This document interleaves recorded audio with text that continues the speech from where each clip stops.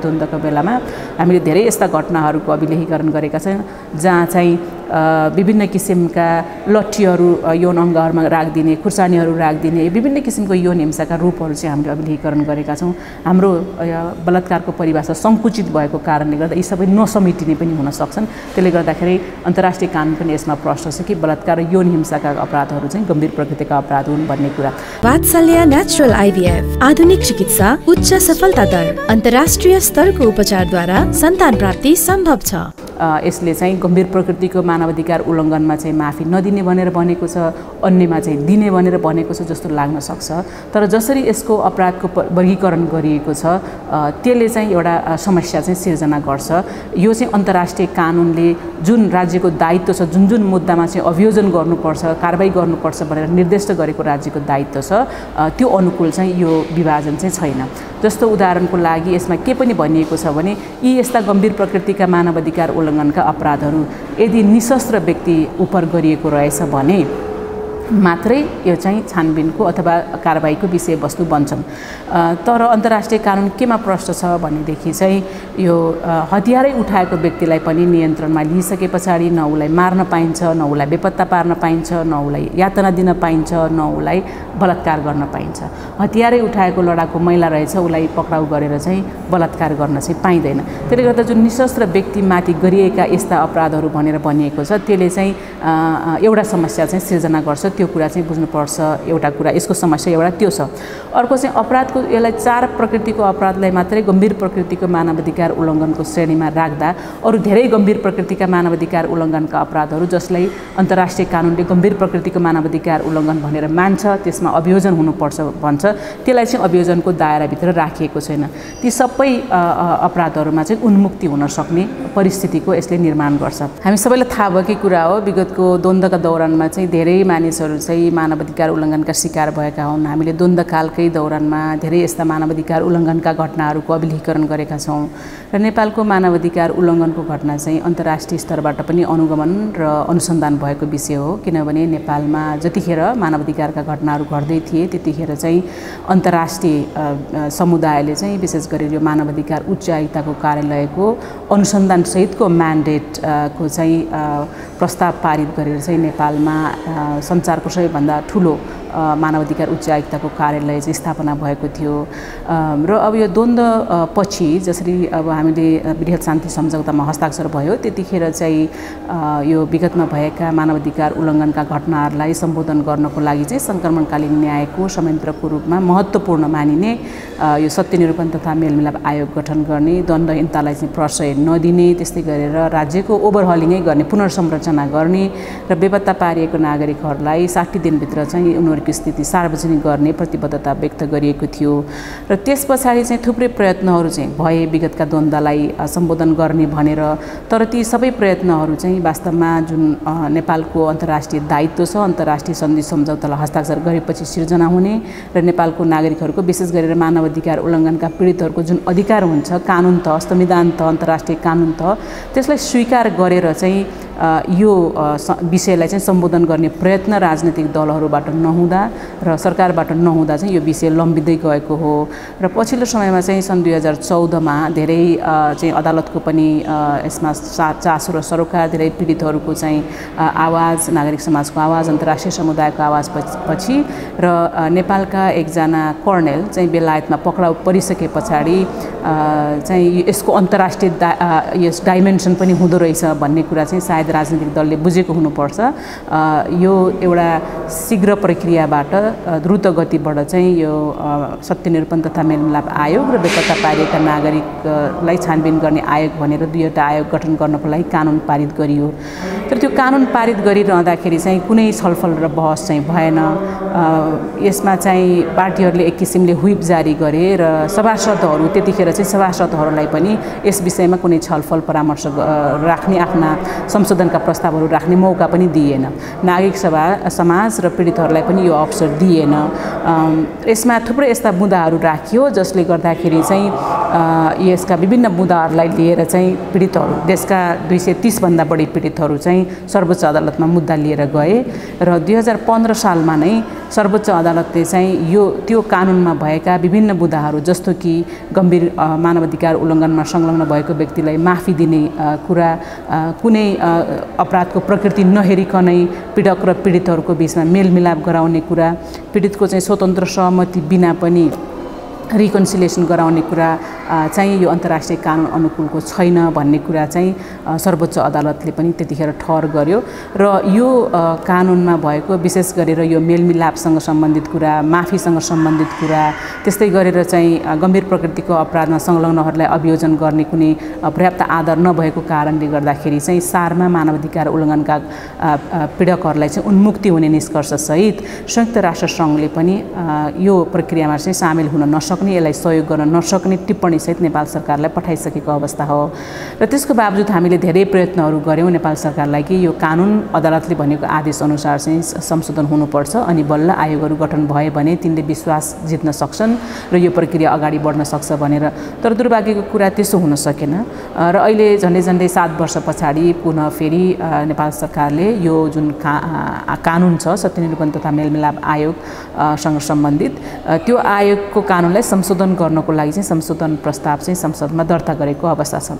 यो भन्दा पनि अगाडि यस्तै संशोधनको प्रस्ताव दर्ता भएको थियो। त्यतिखेर चाहिँ पीडितहरूले, हामी नागरिक समाजका सदस्यहरूले धेरै प्रयत्न गऱ्यौँ यो विधेयकलाई चाहिँ एउटा पूर्ण रूप दिनको लागि र एउटा विश्वासको वातावरण सिर्जना गर्नको लागि चाहिँ हामीले धेरै प्रयत्नहरू गऱ्यौँ। किनभने यो बीचमा पटक सरकारले झुटो आश्वासनहरू दिइरहेको कारणले राजनीतिक दलहरूले चाहिँ यो सङ्क्रमणकालीन न्यायको विषयलाई चाहिँ आफ्नो स्वार्थको लागि चाहिँ प्रयोग गरिरहेको घटनाक्रमले गर्दाखेरि थुप्रै विश्वासका सङ्कटहरू थिए। त्यसलाई चिर्नको लागि हामीले धेरै प्रयत्नहरू गऱ्यौँ र हामीलाई शान्ति तथा यो यो कानुन मन्त्रालयले चाहिँ यो कानुन बनाइरहँदाखेरि चाहिँ नागरिक समाज र पीडितहरूको सहमतिमा, सहकार्यमा र परामर्शमा बनाइनेछ भन्ने कुरा नै बताउँदै आएको अवस्था थियो।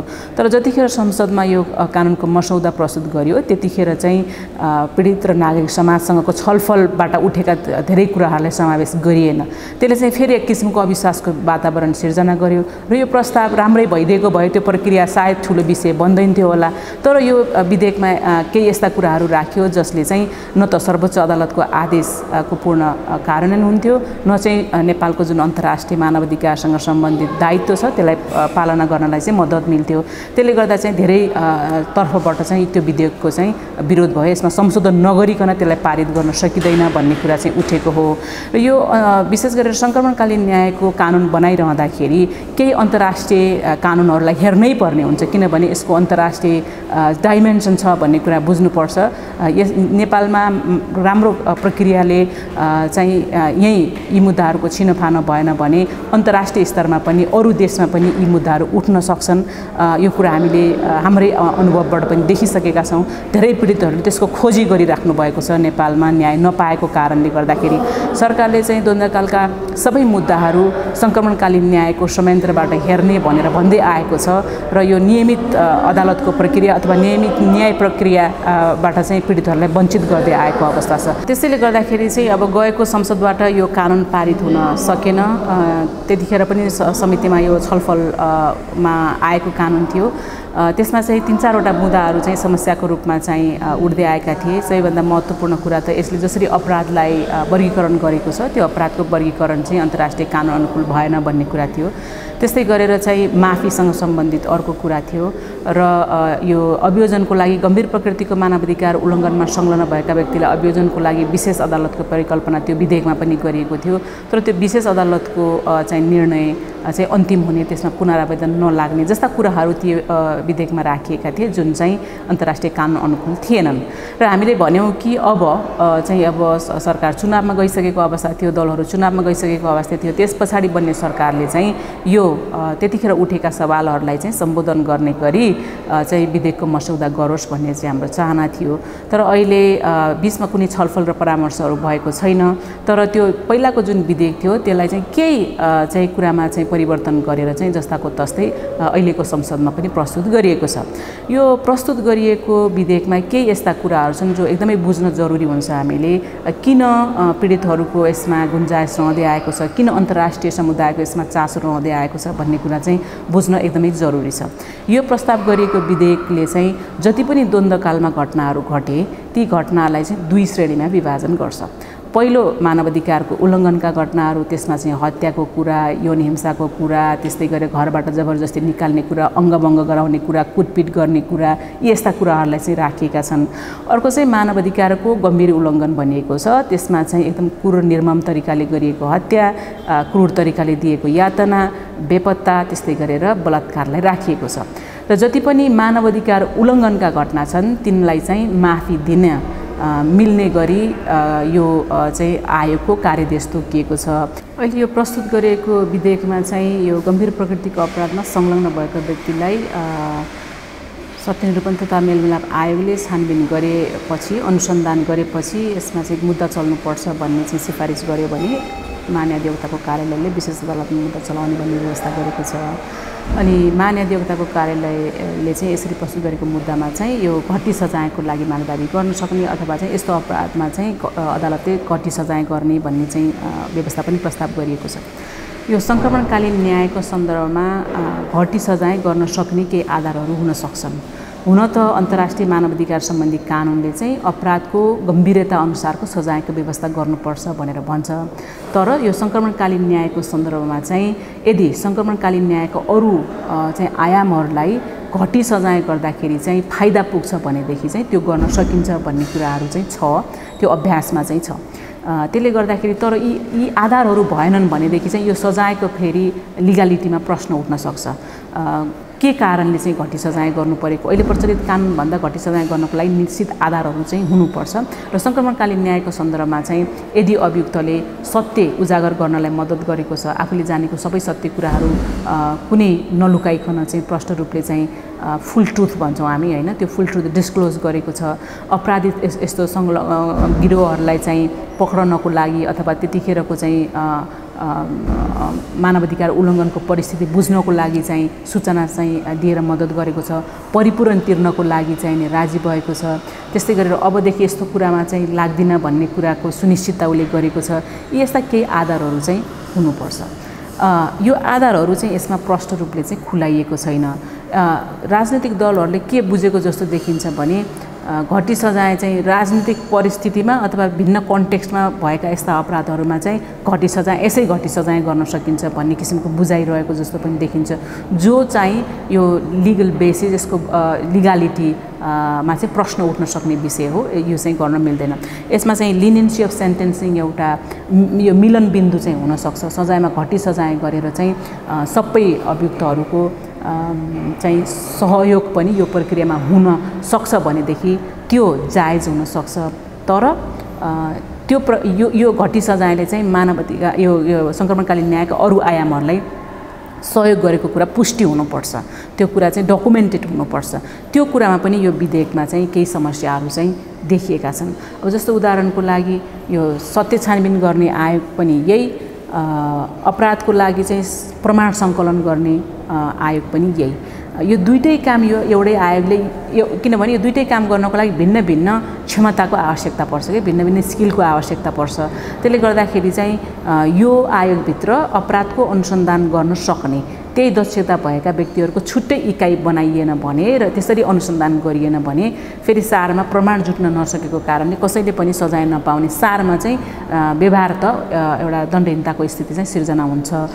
दण्डहीनताको चाहिँ अन्त्य गर्नको लागि चाहिँ यो आयोगभित्र चाहिँ विशेषीकृत इकाइ हुन चाहिँ एकदम जरुरी छ। यो कानुनमा, यो प्रस्ताव गरिएको कानुनमा चाहिँ अथवा विधेयकमा चाहिँ मानवता विरुद्धको अपराधको परिभाषा गरिएको छैन, त्यस्तै गरेर युद्ध अपराधको परिभाषा गरिएको छैन।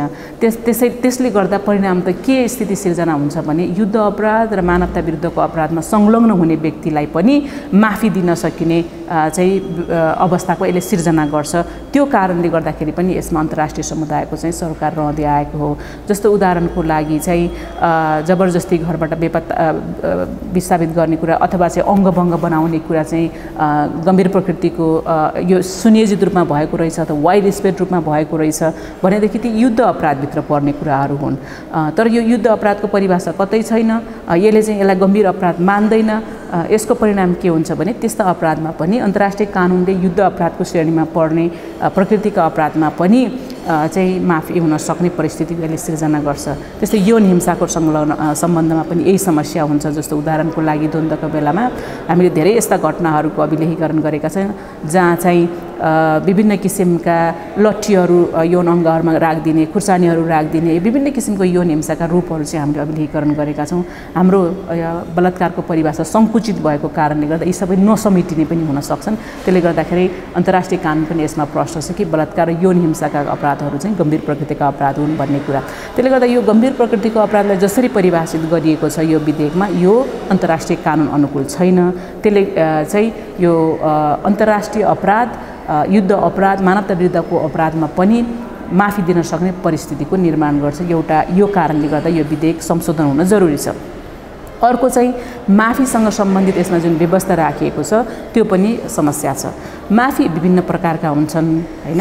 मानवाधिकारको उल्लङ्घनमा आम माफी सम्भवै छैन, त्यो अन्तर्राष्ट्रिय कानुनले स्वीकारै गर्दैन। तर सङ्क्रमणकालीन न्यायको परिप्रेक्ष्यमा चाहिँ यो शर्तसहितको माफी चाहिँ स्वीकार्य हुन सक्छ हैन। त्यो अन्तर्राष्ट्रिय कानुनले बन्देज गरेको छैन। तर शर्तसहितको माफी पनि गम्भीर प्रकृतिको मानवाधिकार उल्लङ्घनमा चाहिँ लागू गर्न सकिँदैन। गम्भीर प्रकृतिको मानवाधिकार उल्लङ्घनमा माफी मिनाहा कुनै छुट हुँदैन। त्यसमा चाहिँ अभियोजनै गर्नुपर्छ, सजाय गर्नुपर्छ भन्ने छ। तीदेखि बाहेकका अरू मानवाधिकार उल्लङ्घन घटनामा माफीको गुन्जाइस हुन सक्छ। तर त्यो माफी दिँदाखेरि पनि यस्ता जब मानवाधिकार उल्लङ्घन भनिसके पछाडि यस्ता अपराधहरूमा चाहिँ यस्ता उल्लङ्घनका घटनाहरूमा चाहिँ केही यस्ता शर्तहरू राख्नुपर्छ जुन शर्तहरू चाहिँ जायज हुन सक्छन्, जस्टिफाइड हुन सक्छन्, जसले चाहिँ माफीलाई चाहिँ जस्टिफाई गर्छन् हैन। ती यस्ता आधारहरू हुनुपर्दछ। यो प्रस्ताव गरेको विधेयकमा केही आधारहरू चाहिँ राखिएको छ। झट्ट हेर्दाखेरि हैन यो शर्तसहितकै माफी हो जस्तो पनि देखिन्छ। जस्तो उदाहरणको लागि अपराध गरेको भनेको व्यक्तिले चाहिँ सत्य कुरा बोलेको हुनुपर्ने, पीडितसँग क्षमा याचना गरेको हुनुपर्ने, पीडितले पनि यसमा स्वीकार गरेको हुनुपर्ने जस्ता कुराहरू राखिएको छ। झट्ट हेर्दा यो राम्रै देखिन्छ। तर यसमा समस्या के छ भने यदि पीडकले अथवा कुनै मानवाधिकारको उल्लङ्घनमा संलग्न भएको व्यक्तिले, जस्तो हत्याकै अपराधमा संलग्न भएको व्यक्तिले अथवा यौन हिंसामा संलग्न भएको व्यक्तिले चाहिँ म चाहिँ माफी पनि माग्दिनँ, म सहयोग पनि गर्दिनँ, म सत्य पनि बग्दिनँ भन्यो भने यसलाई केही पनि कारबाही गर्न सकिँदैन। केसमा केही पनि जवाफदेहिता स्थापित गर्न सकिँदैन। किनभने यो कानुनको मस्यौदा यसरी गरिएको छ कि यो गम्भीर प्रकृतिको अपराधमा मात्रै विशेष अदालतको क्षेत्राधिकार हुन्छ, त्यस्ता मुद्दा मात्रै अनुसन्धान गर्ने भनेर भन्छ। तीदेखि बाहेकका अपराधहरूमा चाहिँ विशेष अदालतको क्षेत्राधिकार हुँदैन। अन्त चाहिँ यो विषय द्वन्द्वको बेलाका मुद्दाहरू चाहिँ चल्न सक्दैनन् भनिसके पछाडि चाहिँ सारमा त तिनलाई उन्मुक्ति हुने भयो, माफी हुने भयो हैन। त्यसले गर्दा व्यवहारमा जुन डिफ्याक्टो एमनेस्टी भनेर हुन्छ त्यो परिस्थितिको चाहिँ निर्माण यो विधेयकले गरेको छ। त्यसले गर्दा माफी दिन मिल्ने प्रकृतिका मुद्दाहरूमा शर्तसहितको माफी दिनको लागि ती शर्तहरू पहिला प्रष्ट हुनुपर्छ। ती शर्तहरू पालना नगर्ने अभियुक्तको हकमा चाहिँ जवाफदेहिताको परिस्थिति निर्माण हुनुपर्छ। त्यो कुरा चाहिँ अहिलेको विधेयकमा छैन। गम्भीर प्रकृतिको अपराधमा संलग्न भएकाहरूलाई चाहिँ सजायमा छुट दिने व्यवस्था गरिएको छ। गम्भीर उल्लङ्घनदेखि बाहेक यी 4 प्रकृतिदेखि बाहेकका मुद्दाका अरू उल्लङ्घनमा संलग्न भएका व्यक्तिहरूलाई चाहिँ उन्मुक्ति दिने, एमनेस्टी दिने व्यवस्था गरिएको छ। अब यो 4 प्रकृति मात्रै फेरि अन्तर्राष्ट्रिय कानुनले गम्भीर प्रकृतिको अपराध मान्दैन। यातनालाई चाहिँ क्रूर भनिराख्नु पर्दैन अथवा अमानवीय तरिकाले दिएको कसरी त्यसलाई मापन गर्ने भन्ने यसमा समस्या ठुलो सिर्जना हुन्छ। त्यसले गर्दाखेरि त्यसमा समस्या छ। अर्को कुरा चाहिँ यो निशस्त्र व्यक्ति विरुद्ध गरिएको भन्ने कुराले पनि समस्या सिर्जना गर्छ। त्यो अन्तर्राष्ट्रिय कानुन अनुकूल छैन। त्यस्तै गरेर चाहिँ यो यसमा भएको अर्को समस्या भन्नुहुन्छ भने यसले थुप्रै मानवाधिकारको गम्भीर उल्लङ्घनभित्र पर्ने अपराधहरूलाई चाहिँ यो अपराधको श्रेणीमा राखेको छैन। त्यसले गर्दा केही समस्याहरू त्यो कारणले चाहिँ सिर्जना भएका हुन् भन्ने कुरा चाहिँ बुझ्नुपर्छ। त्यसलाई संशोधन नगरिकन यदि पारित गरिने हो भनेदेखि चाहिँ यसले अन्तर्राष्ट्रिय मान्यता पाउन सक्दैन। र अर्को कुरा यसमा के छ भनेदेखि चाहिँ यो सजायको कुरा छ हैन। जस्तो अभियोजन गर्ने सत्य निरूपण तथा मेलमिलाप आयोगले अनुसन्धान गर्छ, यसले चाहिँ कारबाहीको लागि सिफारिस गरेको छ भने महान्यायाधिवक्ताको कार्यालयले चाहिँ विशेष अदालतमा मुद्दा चलाउन सक्छ र यसरी विशेष अदालतमा मुद्दा चलिसके पछाडि विशेष अदालतका न्यायाधीशले चाहिँ प्रचलित कानुनमा भएको सजायमा घटी सजाय गरेर चाहिँ सजाय गर्नुपर्छ भन्ने कुरा छ हैन। अनि सजाय चाहिँ गर्दाखेरि प्रचलित कानुन अनुसार गरिने भनेर भनिएको छ। अब प्रचलित कानुन भनेको के हो भनेर हेर्नुपर्ने हुन्छ, किनभने यो विधेयकमा चाहिँ सजायको कतै व्यवस्था छैन हैन।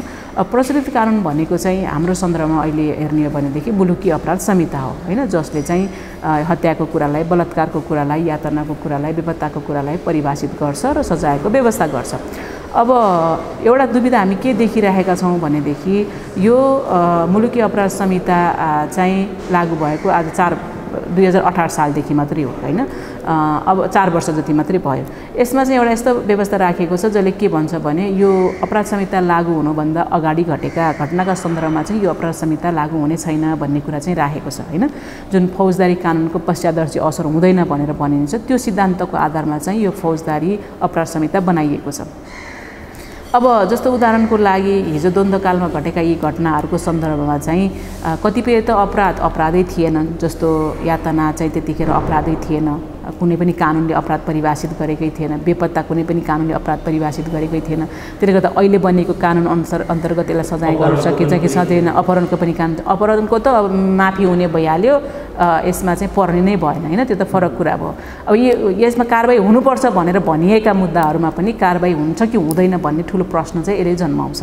यदि दलहरूको बिचमा सहमति भइसकेको हो, यी कमसेकम यति मुद्दामा चाहिँ कारबाही हुनुपर्छ भन्ने कुरामा सहमति भइसकेको हो भने त्यो व्यवस्थालाई पनि संशोधन गर्नुपर्ने, अथवा यही नै एउटा दफा राख्न सकिन्छ कि यो ऐन अन्तर्गतको अपराधहरूमा सजाय गर्नको लागि प्रचलित कानुनमा भएको हदम्यादसँग सम्बन्धित व्यवस्था अथवा पश्चादर्शी असर हुँदैन भन्ने कुराको व्यवस्था चाहिँ यसमा लागू हुने छैन भन्ने कुरा राख्नुपर्छ हैन। त्यो नहुँदाखेरि चाहिँ समस्या हुन्छ, किनभने हिजो द्वन्द्वकालका धेरै घटनाहरू अहिले चाहिँ पीडितहरू चाहिँ उजुरी लिएर जाँदा उजुरी दर्ता हुँदैनन्, किनभने हदम्यादको कारणले हुँदैनन् हैन। त्यसले गर्दा फौजदारी न्याय प्रणालीमा कतिपय यस्ता समस्याहरू देखिन्छन्, त्यो कुरालाई यसमा सम्बोधन गर्नुपर्ने हो, त्यो भएको छैन। त्यसले पनि पीडितहरूलाई चाहिँ एउटा भएको स्थिति चाहिँ सिर्जना गरेको छ। अर्को चाहिँ यसमा विशेष अदालतसँग सम्बन्धित व्यवस्था पनि राखिएको छ। पहिला चाहिँ विशेष अदालतले गरेको निर्णय चाहिँ अन्तिम हुने भनेर भनिएको थियो। अहिले प्रस्तुत भएको विधेयकमा चाहिँ नि चित्त नबुझ्ने पक्षले चाहिँ सर्वोच्च अदालतमा चाहिँ पुनरावेदन दिन सक्ने व्यवस्था यसमा राखेको छ, त्यो राम्रो कुरा हो। तर सर्वोच्च अदालतमा चाहिँ पुनरावेदन जाँदाखेरि चाहिँ यसको विशेष सङ्क्रमणकालीन न्यायसँग सम्बन्धित चाहिँ बेन्च गठन गरिनेछ र त्यसमा राखिनेछ भनेर चाहिँ भनिएको छ। त्यो हाम्रो अहिलेको विद्यमान संवैधानिक कानुन अनुसार मिल्दैन कि भन्ने चाहिँ हामी देखिरहेका छौँ, किनभने कसरी बेन्च गठन गर्ने भन्ने कुरा चाहिँ हाम्रो संविधानले चाहिँ सर्वोच्च अदालतलाई चाहिँ दिन्छ। त्यसले गर्दाखेरि चाहिँ यो संसदले यो कानुन बनाएर संविधानमा भएको त्यो अधिकारलाई कुण्ठित गर्ने गरेर चाहिँ डिक्टेट गर्न मिल्छ कि मिल्दैन भन्ने कुरामा चाहिँ प्रश्न छ। त्यस्तै गरेर चाहिँ अदालतहरूको गठन गर्दाखेरि चाहिँ यो न्याय परिषदको सिफारिसमा गर्नुपर्ने हुन्छ र यो प्रस्ताव गरिएको विधेयकमा चाहिँ यो विशेष अदालतको जुन गठन हुन्छ त्यो न्याय परिषदको सिफारिसमा होइन कि परामर्शमा गर्ने भन्ने कुरा चाहिँ प्रस्ताव गरिएको छ। यसले गर्दाखेरि पनि अदालतको स्वतन्त्रतामाथि प्रश्न उठ्न सक्छ भन्ने भयहरू सिर्जना गरेको छ। कमसेकम थोरै मुद्दामा कारबाही भए पनि, एउटै मुद्दामा कारबाही भए पनि त्यो कारबाही अथवा त्यो प्रक्रिया चाहिँ निष्पक्ष सुनवाईको प्रक्रियाबाट गुज्रेको, यसले चाहिँ कसैलाई पनि पूर्वाग्रही हिसाबले कारबाही गरिएको थिएन भन्ने कुराको सुनिश्चितता गर्नुपर्ने, प्रमाणको हिसाबले बलियो हुनुपर्ने र स्वतन्त्र अदालतबाट त्यसको निर्णय भएको हुनुपर्छ। अहिले जुन परिकल्पना गरिएको अथवा प्रस्ताव गरिएको विशेष अदालत छ त्यसले चाहिँ अलिकति जुन हाम्रो अहिले प्रचलनमा रहेको जुन व्यवस्था छ त्योभन्दा भिन्न गएर गरिने गरेको कारणले गर्दाखेरि त्यसमा पनि केही प्रश्नहरू उठ्ने गरेका छन्। त्यसले गर्दा हामीले सारमा के हेर्नुपर्छ भनेदेखि चाहिँ यो सङ्क्रमणकालीन न्यायको कुरो नेपालको कानुनले हेर्ने विषय भए पनि नेपालको कानुन अन्तर्राष्ट्रिय कानुन अनुकूल भएन, अन्तर्राष्ट्रिय मापदण्ड अनुकूल चाहिँ हामीले यो प्रक्रियालाई टुङ्ग्याउन सकेनौँ भने चाहिँ यो अन्तर्राष्ट्रिय तहमा पनि मुद्दा उठ्न सक्ने विषय हो, यसको अन्तर्राष्ट्रिय डाइमेन्सन छ भनेर बुझ्नुपर्ने हुन्छ। यो कानुन बनाइरहँदाखेरि, सङ्क्रमणकालीन न्यायको कानुन बनाइरहँदाखेरि यसमा अन्तर्राष्ट्रिय मानवाधिकारसँग सम्बन्धित कानुन के छ, यसको चाहिँ पछिल्लो समयमा विकसित भएको विधिशास्त्र के छ, त्यस्तै गरी अन्तर्राष्ट्रिय फौजदारी अदालतको कानुन के छ, त्यसमा चाहिँ अन्तर्राष्ट्रिय फौजदारी अदालतसँग सम्बन्धित अहिले निर्माण भएको विधिशास्त्र के छ र अन्तर्राष्ट्रिय मानवीय कानुन के छ र त्यसमा पछिल्लो समयमा विकसित भएको विधिशास्त्र के छ भनेर चाहिँ हेर्नुपर्ने हुन्छ। त्यो कुरालाई नहेरिकन यसमा चाहिँ हामीले कानुन बनायौँ भनेदेखि चाहिँ यसले अन्तर्राष्ट्रिय मान्यता प्राप्त गर्न सक्दैन। अहिले यो प्रयत्न चाहिँ ठिक छ, यसमा धेरै छलफलहरू अहिले हुँदै गरेको अवस्था छ। हिजो मात्र पनि हामीले संसदको उपसमितिमा यो विषयमा छलफल गऱ्यौँ, तर छलफल गर्ने, छलफलमा उठेका कुराहरूलाई चाहिँ आत्मसात नगर्ने, त्यसलाई चाहिने यो मसौदा बनाउँदाखेरि चाहिँ नहेर्ने गरियो भनेदेखि चाहिँ यो यसको केही अर्थ रहँदैन हैन। तर अब अहिले ढिलो भइसक्यो, जति पछि हुन्छ कानुन, अन्तर्राष्ट्रिय कानुन त्यसरी नै अब विकसित हुँदै गएको अवस्था छ। यसले अरू किसिमको जटिलताहरू चाहिँ निम्ताउन सक्छ। जस्तो उदाहरणको लागि नेपालमा द्वन्द्वको दौरानमा चाहिँ धेरै व्यक्तिहरू चाहिँ यहाँ बस्न नसकेको कारणले, यहाँ पीडित भएको कारणले विदेशका पनि विभिन्न देशमा बस्नु भएको छ। अहिले उहाँहरू चाहिँ त्यही देशको नागरिक भइसक्नुभयो। त्यसले गर्दाखेरि त्यो देश, विभिन्न देशमा चाहिँ अहिले उहाँकै अब त्यो त्यही देशको नागरिक भएपछि मैले नेपालमा पीडा पाएँ थिएँ भनेर त्यहाँ उजुरी गर्न सक्ने अहिले कानुनहरू बनेको छ। त्यसले गर्दाखेरि जुनसुकै नेपालको नागरिकले, त्यतिखेरको नागरिकले अहिले अरू देशमा मुद्दा चलाउन सक्ने अवस्थाको सिर्जना हुन्छ। त्यस्तै गरेर विश्वव्यापी क्षेत्र अधिकारको सिद्धान्त अन्तर्गतै पनि कतिपय चाहिँ बाहिर पक्राउ पर्न सक्ने, बाहिर मुद्दा चल्न सक्ने परिस्थितिको निर्माण हुन्छ।